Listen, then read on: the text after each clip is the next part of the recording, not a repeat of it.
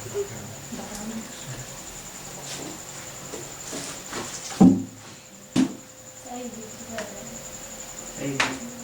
IBSCF, tigatan mo. I can only imagine mo doing that.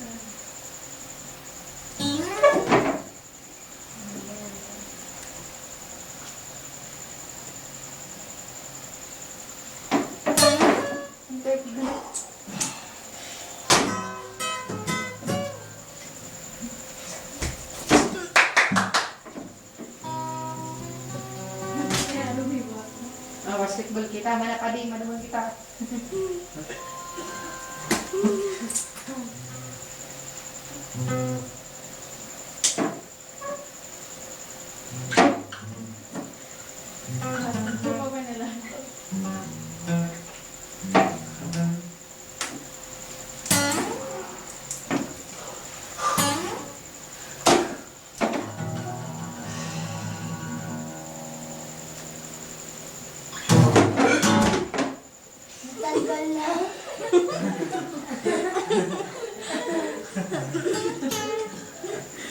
Mag-benefit ka mo.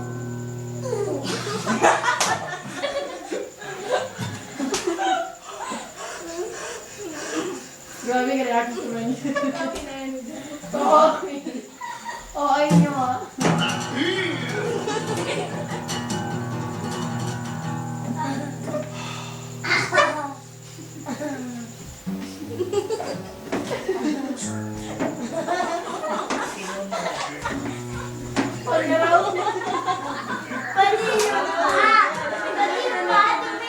Ay, mararap na yan.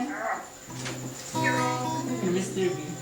At sinabi sa kanila ni Pedro, "Magsisi kayo at mga bautismo ang bawat isa sa inyo sa pangalan ng Jesucristo sa ipagpapatawad ng inyong mga kasalanan at tatanggapin ninyo ang kaloob ng Espiritu Santo."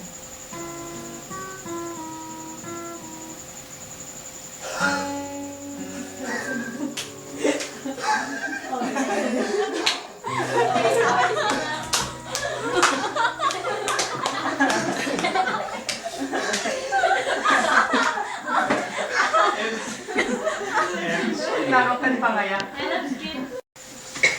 Parang sa buhay din natin, dumating yung time na makikita natin yung sin, we have the power to ignore it. Pwede yung pwede natin siya ipagsawalang bahala.